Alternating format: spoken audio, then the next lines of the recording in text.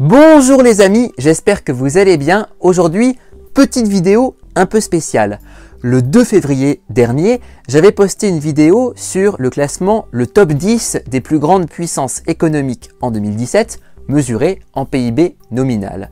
Dans ce classement, qui était tiré des données publiées par le Fonds monétaire international, le FMI, en octobre 2017, les 10 plus importantes puissances économiques mesurées en PIB nominal étaient les États-Unis, la Chine, le Japon, l'Allemagne, la France, le Royaume-Uni, l'Inde, le Brésil, l'Italie et le Canada. Or depuis, le FMI a publié un nouveau rapport sur l'économie mondiale en avril 2018 et a publié ses toutes premières estimations officielles dans le classement des PIB nominal et en parité de pouvoir d'achat en 2017. Et les résultats, en tout cas le classement notamment dans le top 10, ont un petit peu changé. Maintenant, selon le FMI, dans son rapport donc d'avril 2018, les 10 plus grandes économies au monde mesurées en PIB nominal sont les États-Unis en première position, numéro 2 la Chine, troisième puissance le Japon, en quatrième position l'Allemagne. Premier changement important, désormais, selon le FMI, la cinquième plus importante économie au monde en 2017 n'était pas la France, comme je l'avais dit dans ma vidéo, mais le Royaume-Uni. On voit donc que malgré le Brexit, la croissance britannique baisse certes mais moins que prévu et que la livre sterling, après s'être effondrée suite au référendum du 23 juin 2016, a un petit peu remonté la pente. Premier changement. Deuxième changement, qui est sans doute finalement le plus important et le plus capital et même le plus historique. En sixième position, c'est l'Inde et non pas la France. Ainsi, pour la première fois depuis bien longtemps, l'Inde, pays de plus d'1,3 milliard d'habitants et qui sera bientôt le pays le plus peuplé au monde devant la Chine, passe désormais devant la France et ses quelques 66 millions d'habitants, la France qui est donc en 7e position. Puis, comme dans ma vidéo, le Brésil en 8e position, l'Italie en 9e position et enfin le Canada qui, à la 10e place, ferme ce top 10 des 10 plus grandes puissances économiques en PIB nominal en 2017.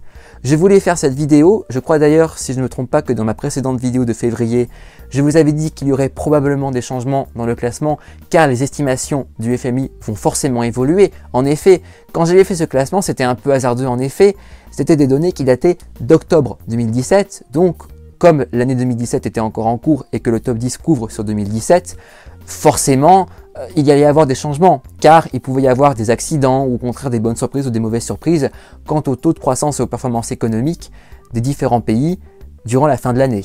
Et puis même pour beaucoup de pays, ça dépend en fait des statistiques publiées par les pays. Par exemple, aux États-Unis, ils ne donnent le chiffre définitif par exemple du taux de croissance et du PIB d'un pays que 3 ans après cette année. Donc c'est quand même assez tard. Alors que dans des pays dont les statistiques sont réputées beaucoup moins fiables, comme la Chine, en général on donne le chiffre, le premier chiffre, et quoi qu'il arrive, ça reste toujours ce chiffre ad vitam aeternam.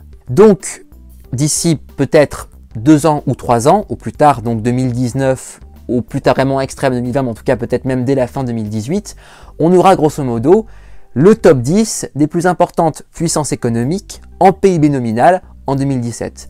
J'ai voulu préciser donc le PIB nominal parce que ce n'est pas tout à fait la même chose que le PIB PPA. Si vous voulez en savoir un peu plus sur la différence de calcul entre ces deux méthodes, donc ces deux PIB, vous pouvez voir sur ma vidéo des puissances économiques de 2017 de février. Ce classement est amené à évoluer. Il a déjà considérablement évolué au cours de ces dernières décennies. Il va forcément changer avec des pays qui vont continuer à monter et des pays qui vont plus ou moins descendre dans le classement. Mais ça, c'est une autre histoire. En tout cas, je vous remercie pour votre attention. J'espère en tout cas que cette petite correction vous aura servi. N'oubliez pas de vous abonner dès maintenant à ma chaîne YouTube, d'aimer et de partager cette vidéo, surtout pour ceux qui sont intéressés par les différents changements économiques. Et retrouvez-moi, comme d'habitude, sur Facebook, Instagram et Snapchat. Je vous retrouve très bientôt pour une toute nouvelle vidéo. À bientôt les amis!